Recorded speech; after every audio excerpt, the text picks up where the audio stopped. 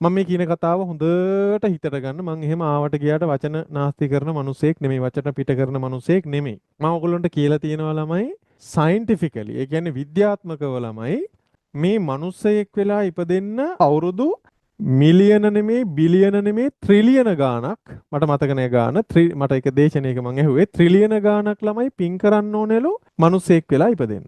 ඔයා මිනිසෙක් වෙලා ඉපදිලා තියෙන එකම ළමයි මේ සෝබා දහමින් හම්බ වෙන්න ඕනේ හොඳම ලොතරැයි ඔයාට හම්බ වෙලා තියෙන්නේ. එහෙනම් ඔයා හිතට ගන්න ළමයි ඔයා පට්ට වාසනාවන්ත පොරක්. හරිද? සමහර ළමයි ඉපදෙනවා අතපය නැතුව. සමහර ළමයි ඇස් පේන්නේ නැතුව. සමහර ළමයිට කතා කරන්න බැරුව. හැබැයි ඒ අතරින් මේ සෝබා දහමින් ඇදෙන්න පුළුවන් හොඳම ලොතරැයියක් තමයි මේ අපිට ඇදලා තියෙන්නේ. කතා කරන්න පුළුවන් විදිහට අප්‍රසන්න නැති රූපයක් විදිහට ඇවිදින්න පුළුවන්, හිතලා ඔළුවෙන් වැඩ කරන්න පුළුවන් මිනිස්සු හැටියට. සමහර මිනිස්සු ඉන්නවා ඔළුව කල්පනාව නැපිස්සුවේ මිනිස්සුන්ට. ඒ අතින් අපි වාසනාවන්තයි. පළවෙනි කාරණේ. දෙවෙනි කාරණේ මේ ලෝකේ ප්‍රශ්න නැහැ කියලා හිතන මිනිස්සු නැහැ. ඕගොල්ලෝ මෙතන හිතාගෙන ඉන්න ජීවිතයක් තියෙනවා. මම ඉස්සරහට මෙහෙම A9ක් ගන්නවා. මම මෙහෙම A levels කරනවා. මම යුනිවර්සිටි යනවා. ඊට පස්සේ මම මෙහෙම වාහන ගන්නවා. මම මෙහෙම ලයිෆ් එකක් තියෙනවා. ඕගොල්ලෝ ඔය ප්‍රාර්ථනා කරන ජීවිතේ ඕගොල්ලොන්ට කවදාවත් ලැබෙන්නේ නැහැ. ඒක ඇත්ත කතාව. ඔගොල්ලෝ ප්‍රාර්ථනා කරගෙන ඉන්න ජීවිතයක් තියෙනවනේ. ඒ ජීවිතය ඔයගොල්ලොන්ට ලැබෙන්නේ නැහැ. ඒ නිසා ඒ දේවල් වලට බලාපොරොත්තු තියාගන්න. හැබැයි ඒ බලාපොරොත්තු වලට වහල් වෙන්න එපා ළමයි.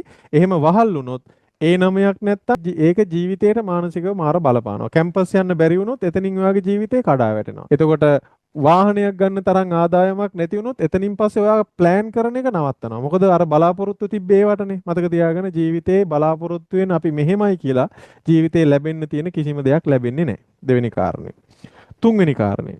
මේ ලෝකේ ගොඩාක් ඉන්නේ 100ක් මිනිස්සු 100ක් ගත්තොත් මිනිස්සු 100න් 90ක්ම කරන්නේ දුක් වෙන එක, දුක් විඳින එක, Taman ජීවත් වෙන්න පොරබදන එක. ඕගොල්ලන්ට මම පොඩි වීඩියෝ ක්ලිප් වගේක් අද අරගෙන මේ පළවෙනියටම ෂෙයා කරන ළමයා වා හිතන්න අපි කොච්චර වාසනාවන්තද කියලා. ඒ ළමයාගේ අම්මයි තාත්තයි නැහැ.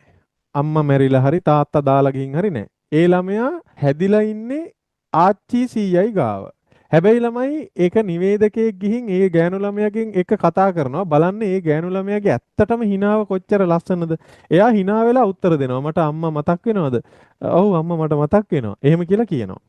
අවසානයේ ළමයි එයා hina වෙන අතරතුර එයාගේ ඇස් වලට කඳුළු එනවා ළමයි. ඔන්න බලන්න ඒ මිනිස්සයෝ හිත ඇතුලෙන් එයාගේ පපුව ඇතුලෙන් කොච්චර වේදනාවක් තියාගෙනද හැම තප්පරේම ජීවත් වෙන්නේ. රටේ ලෝකෙ මිනිස්සුන්ට පේන්නේ ළමයි එයාගේ ලස්සන hinaව විතරයි. හැබැයි ළමයි ඇත්තටම ඒ මිනිස්යාගේ හිතේ කොච්චර වේදනාවක් ඇද්ද, කොච්චර ගෙවන හැම තප්පරයක් ගානෙම විඳව ජීවත් වෙනවා ඇද්ද කියලා ඔන්න බලන්න. ඒ අතින් ඔයා කොච්චර වාසනාවන්තද කියලා ඔයා හිත හදාගන්න. සමන්නේ මම ඔයාලට ඒ පළවෙනි වීඩියෝ ක්ලිප් එක පෙන්නන්නම්. ඇහි බැමි වාගේ හිනාව කතා කරද්දී හරි ලස්සනට ඒව රියැක්ට් කරනවනේ. කවුරුත් කියලා නැද්ද ඔයාගේ ඇස් දෙක කතා කරනවා හිනාව හරි අමුතු දේවල් කියනවා කියලා? කියලා තියෙනවා කට්ටිය. කවුද කියලා තියෙන්නේ? කට්ටිය ඉතින් කියලා තියෙනවා. ඔයාට එහෙම කිව්වම මොකද හිතෙන්නේ? ඒ හිතෙන්නේ නැහැ. විශේෂ දෙයක් හිතෙන්නේ නැහැ. හරි. ආඩම්බර හිතෙනවා. ආඩම්බරයි. හැබැයි ගොඩක් ආඩම්බර වෙන්න එපා. ගෑන් ළමයෙක්ට චුට්ටක් ආඩම්බර වුණාම තමයි හරි ලස්සන. කියන්නකෝ පුංචි කාලේ කොහොමද හැදුනේ? කාත් එක්කද හැදුනේ? මම පුංචි කාලේ හැදුනේ මයි කිරි අම්මයි කිරි අත්තයි එක්ක. ආච්චි සීයයි එක මං කියන්නේ ආච්චි සීයයි කියලා. අම්මයි තාත්තයි මොනවද කරන්නේ? අම්මා තාත්තා මම පුංචි කාලේ නැති වුණා. ඊට පස්සේ අම්මා වෙන විවාහයක් කරගත්තා. ඊට පස්සේ මාව එක්කාව කිරි අම්මයි කිරි අත්තයි. පුංචි කාලේ ඉඳන්ම ඉතින් හිටියේ කිරි අම්මයි කිරි අත්තයි ගාව තමයි. තාම එයා hina වෙනවා පුතේ. තාම hina වෙනවා. දුක හිතෙනවා. එයා hina වෙන්න try කරනවා ටිකක් දුක හිතෙනවා ඉතින්. ඒ වුණත් කිරි අම්මයි කිරි අත්තයි ඒ දුක නැති කරනවා. ඒ දෙන්න කොහොමත් ඔන්න ටච් වෙච්ච තැන. ඒ දෙන්න ඒ දුක දැනෙන්න මට ඉඩ දුන්නේ නැහැ. ඔන්න එයා hina වෙන්න try කරන විදිය බලන්න ළමයි. මයික් එකට කතා කරද්දී එතන තමයි ඉතින් පුංචි කාලේ ඉඳන් මගේ අම්මයි තාත්තයි වගේ හිටියේ.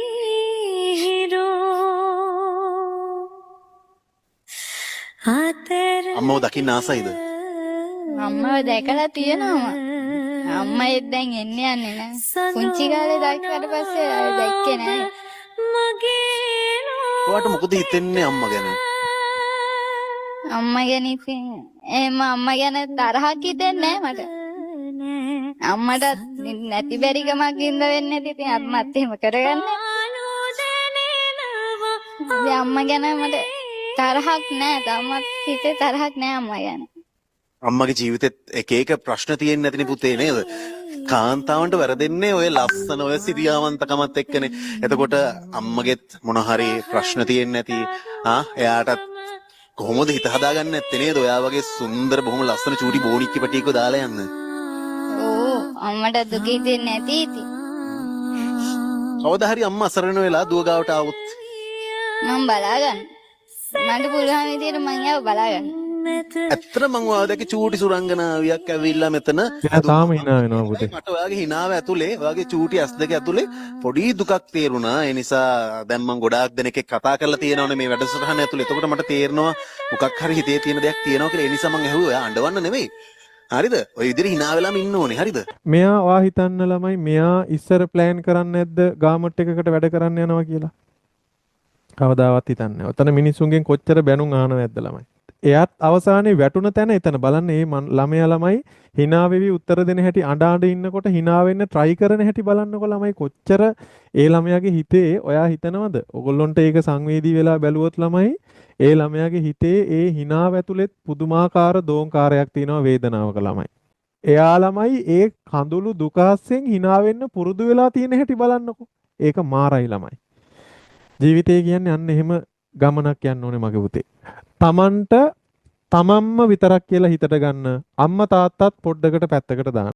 මේ ගමන යනකොට ළමයි මේ ළමයාත් ඔයා වගේම වෙන්නේ නැති. ඔයා අම්මත් එක්ක හුරතල් වෙනකොට මේ ළමයාත් දුවගෙන යන්නේ නැති චූටි ජංගි කොටයක් ඇඳගෙන පොඩි ගවුම් කෑල්ලක් ඇඳගෙන අම්මා හොයාගෙන දුවගෙන යන්නේ නැති. අනේ අම්මා නැහැ පුතේ. ගෑනු ළමයෙක් වැඩි වියටපත් වෙනකොට අනික් ළමයිගෙන් යාළුවන්ගෙන් අහලා බලලා ඒ දේවල් කරනකොට මෙයා ඒ දේවල් අම්මගෙන් වෙන්න හදනකොට අනේ අම්මෙක් නෑ පුතේ. අම්මා යාව දාලා ගිහින්. හැබැයි ඒ ළමයා මාර ධෛර්යවන්ත ළමයෙක් ඉගෙන ගන්න බැරි වුණා පුතේ.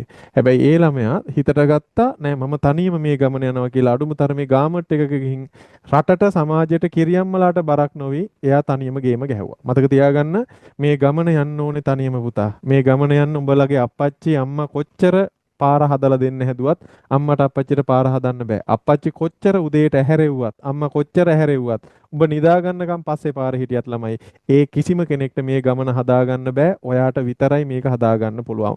මම බයයි මගෙන් ඉගෙන ගන්න මගේ මල්ලි කෙනෙක්ට ඔන්න ඔය වගේ අනාගතයක් ලැබෙයි කියලා මට බයයි. මගේ නංගි කෙනෙක්ට මට ඔයගොල්ලෝ මගේ නංගිලානේ මගේ නංගි කෙනෙක්ට අනේ මේ තියෙන හිතේ බලාපොරොත්තු ඔක්කොම සුන්නත් දෝවිලි වෙලා ඔය වගේ අනාගතයක් ලැබෙයිද කියලා මට බයයි.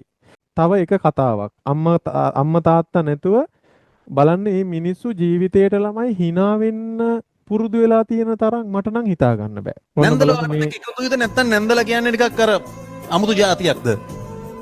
නැන්ද කෙනෙක් මෙතන ඉන්නවද නැත්තම්? නැන්ද හොඳයිද? ඔව් මේකේ ප්‍රොඩක්ෂන් මැනේජර්. ප්‍රොඩක්ෂන් මැනේජර් නැන්ද ඉන්නවද? මෙතන ඉන්නවද දැන්? කො එන්නකො නැන්ද පොඩ්ඩක්. නැන්ද ළඟට එන්නකො පොඩ්ඩක්.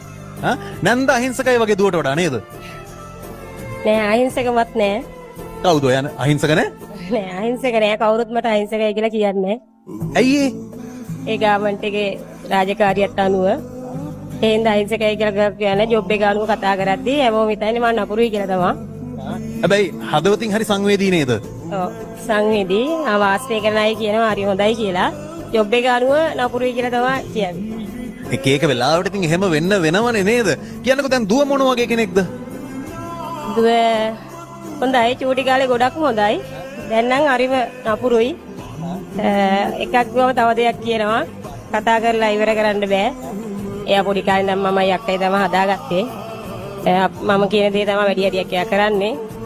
අපි කියන දේ අහගෙන හොඳින් ඉන්නවා ඉතින්. හරි දැන් පුංචි කාලේ තාත්තගෙන් පස්සේ ඔයාට ලැබෙන්න ඕනේ සෙනෙහස ලැබෙන්නේ නැන්දගෙන්. නැන්දට කොච්චර ආදරෙයිද? ගොඩක් හරි.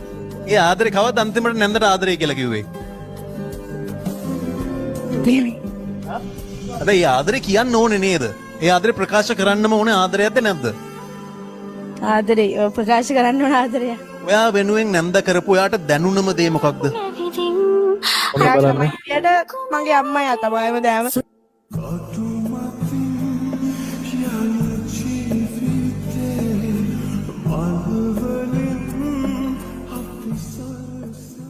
ඒ තව ඒ වගේ අපි වගේ චරිතයක්. ඒත් ඉතින් සමහර විට මගේ ළමයෙක්ට ඉස්සරහට එහෙම වෙන්න බැරි වෙයි කියලා මම හිතන්නේ. ඒත් ඒ වගේ කතාවක් ළමයි. සමහර කට්ටිය දැන් ඔන්න එතනින් පස්සේ විවාහයක් කියන කතාවක් ඇතුලේ තියෙනවනේ ළමයි. විවාහ වෙලා සමහර ළමයි මිනිස්සු හිතනවා විවාහය ඇතුලේ හරි සුන්දරයි කියලා. ඕගොල්ලෝ හිතනවා නම් ළමයි ඕගොල්ලෝට දැන් හිතෙන්නේ දැන් ඔය ආදරය කරන වයසනේ ඕගොල්ලෝ හිතන්නේ ප්‍රේමය හරි සුන්දරයි, විවාහය හරි සුන්දරයි, දරුවන් හදන එක, ඒගොල්ලොත් එක්ක ජීවත් වෙන එක සුන්දරයි කියලා. බලන්න ළමයි ඔය සුන්දර කතා ඇතුලේ 99%ක්ම තියෙන ළමයි අසුන්දර මහා අමිහිරි දුක්බර කතන්දර ටිකක්. ඔන්න බලන්න එතනින් පස්සේවත් ඕගොල්ලන්ට සතුටින් ඉන්න පුළුවන්ද කියලා ඔන්න බලන්න මේ තව එක කතන්දරයක් මම තෝරාගත්ත ඕගොල්ලන්ට පෙන්වන්න. ඔයාගේ ජීවිතේට වැඩියෙන්ම සමීප කෙනා කවුද? එහෙම කෙනෙක් හිටියා දැන් නෑ. දැන් නෑ. ඇයි තරහ වුණාද? නෑ. ඒ කවුද? ඒ මගේ හස්බන්ඩ්. හස්බන්ඩ් ඒ කියන්නේ නීත්‍යානුකූල සැමියා. තරහ වෙලාද එයත් එක්ක? එයා දැන් මාව දාලා ගිහිල්ලා අවුරුදු 4ක් වෙනවා.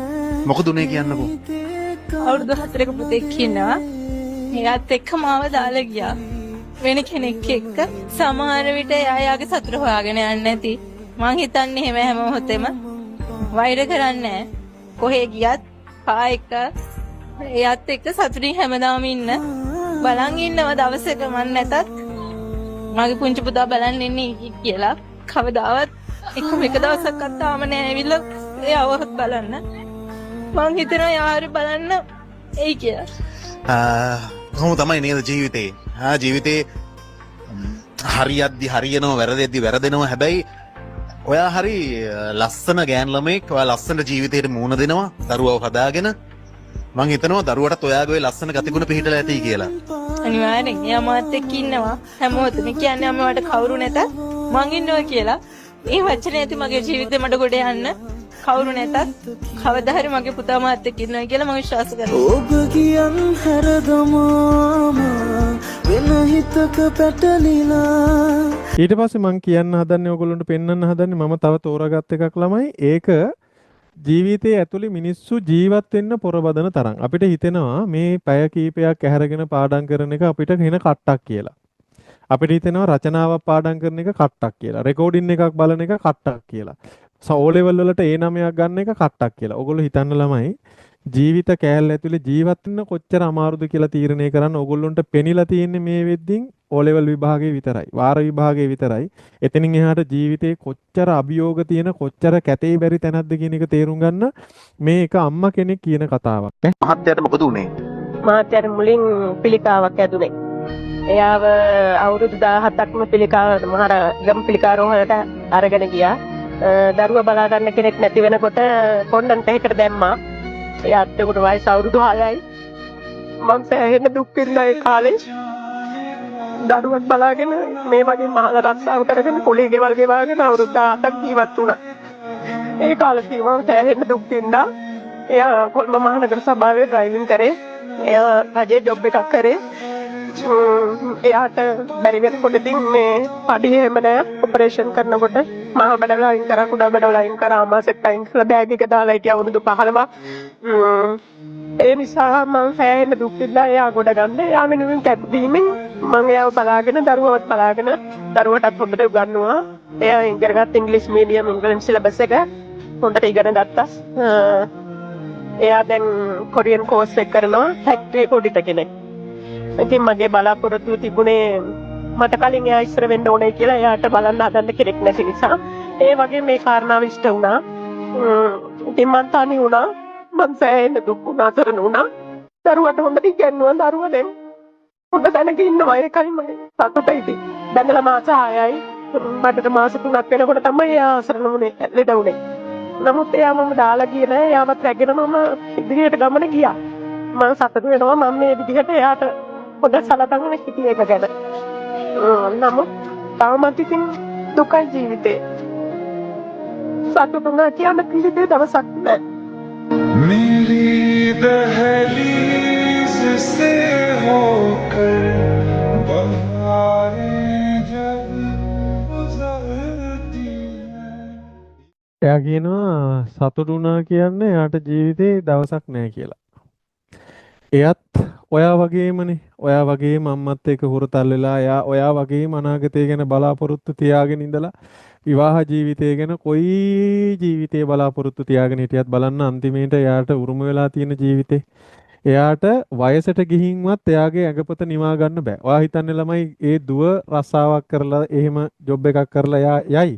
හැබැයි එයාට ඉන්නේ දුවක්නේ. එක දුවෙක්නේ ඉන්නවා කිව්වේ. එතකොට එයා මැරෙනකම්ම ළමයි ඔය අතපය හයිය තිනකම් ඔය රස්සාව කරන්න ඕනේ නැද්ද?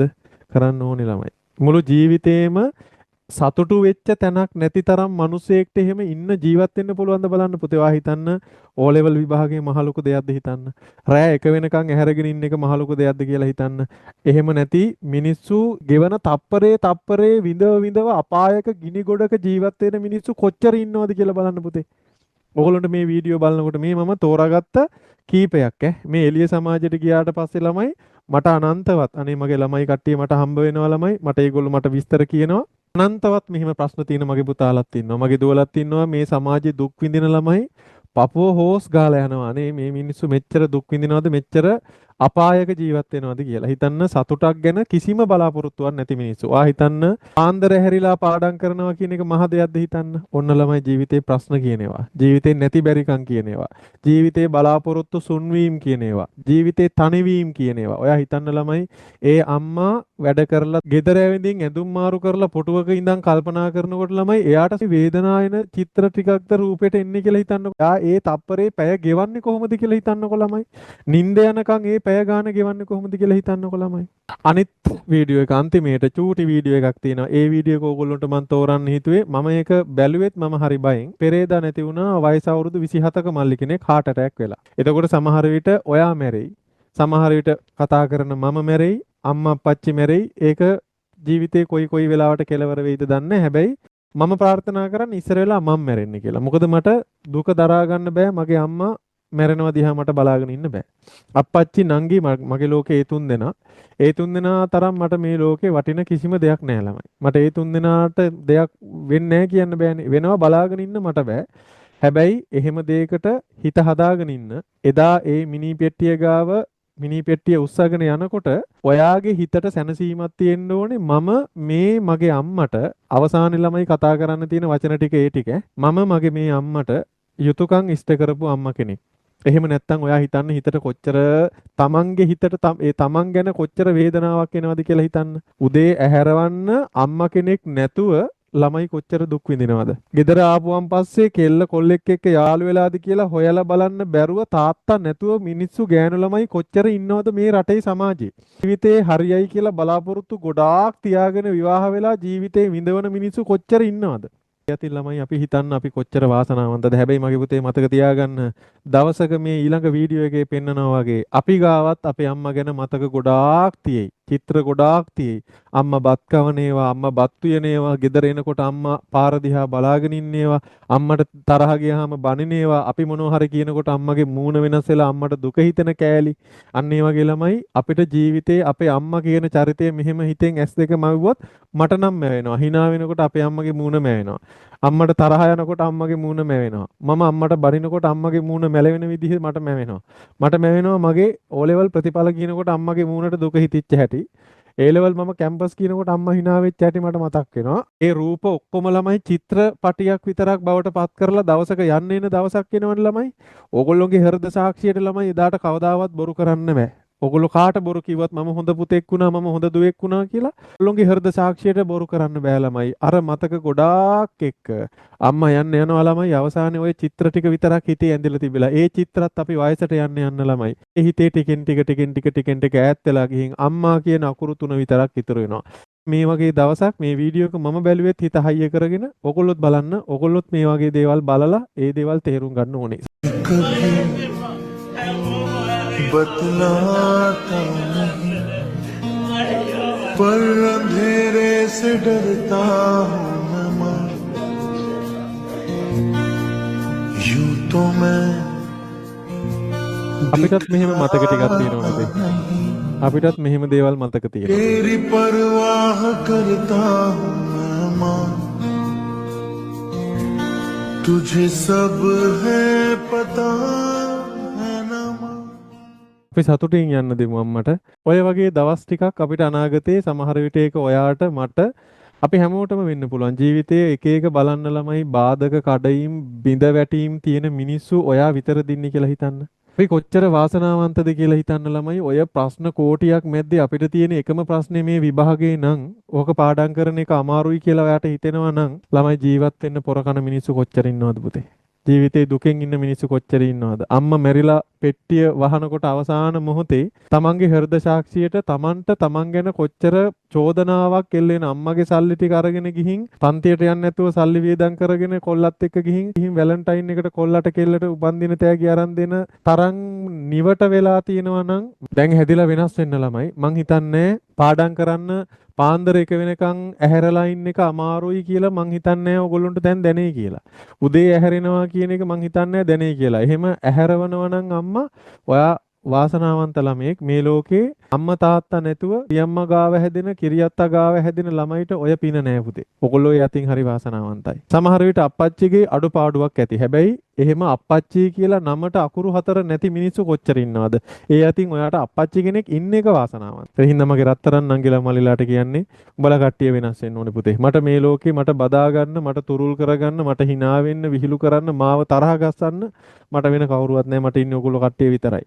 අනේ පුතේ ජීවිතේ දුක් විඳින්න නම් එපා. සතුටින් ඉන්න. අපි මේ හැමදේම කරන්නේ සතුටු වෙන්න පුතේ. මිනිස්සු සතුටු කරන්න, ඕගොල්ලෝ සතුටු වෙන්න. ඒ හින්දා පුතා මේ ජීවත් වෙන ටික කාලේ අපි තව අවුරුදු 15ක් 20ක් 50ක් 60ක් ජීවත් වෙයි උපරිම. එතනින් පස්සේ අපි ඔක්කොම යන්න යනවා පුතා. මේ මතක ටිකක් විතරක් ඉතුරු කරගෙන. එතකොට ඒ ගමන අතරතුර අපිත් එක්ක ලැබෙදි මිනිස්සු ටිකෙන් ටික අපිව දාලා යනවා. ඒගොල්ලොන්ගේ මතක සටහනක් ඒගොල්ලොන්ගේ චිත්‍රපටයක් විතරක් අපි ගාව ඉතුරු කරලා අවසානයේ අපි වයසට යනකොට ඒ චිත්‍රපටිය කෙටි චිත්‍රපටියක් බවට පත් වෙලා අපේ හිතේ තැම්පත් වෙලා තියෙනවා. මං කියන්නේ හරි ළමයෙක් වෙන්න. හිතට එකගව හෘද සාක්ෂියට එකගව ජීවත් වෙන පොළොවේ පය ගහලා ඉන්න මිනිසෙක් වෙන්න. හරි දේ මොකද්ද වැරදි දේ මොකද්ද කියලා ඕගොල්ලොන්ට තේරෙනවා. හරි දේ මොකද්ද කියලා තෝරගෙන කරන්න තරම් බුද්ධිමත් ළමයෙක් වෙන්න. මේ වෙලාවේ කරන්න ඕනේ නැත්තේ මොකද්ද කියන එක ගැන තේරුම් ගන්න පුළුවන් නිහතමානී ළමයෙක් වෙන්න. වැරදි නම් ඒක වැරදි කියලා පිළිගන්න පුළුවන් මනුස්සකමක් නිහතමානීකමක් තියෙන මිනිසෙක් වෙන්න. ගේම් එක ගහන්න, ගේම් එකේ ඉන්න, මීටරෙන් ඉන්න, කරන දේ මොකද්ද කියන එක ගැන බුද්ධිමත්ව හිතලා මතලා වැඩ කරන්න. හෙට ඉඳන් වෙනස් වෙලා පුළුවන් නම් ආපහු නැගිටලා පෙන්න පල්ලා අලු ගසා දාලා බලගේ අම්මලා අප්පච්චිලාට පවුලට ආඩම්බර වෙන්න පුළුවන් හොඳ සුපිරි මොරාල් කොල්ලෙක් වෙයන්, සුපිරි මොරාල් කෙල්ලක් වෙයන්. එහෙනම් මම මෙතනින් නවතිනවා.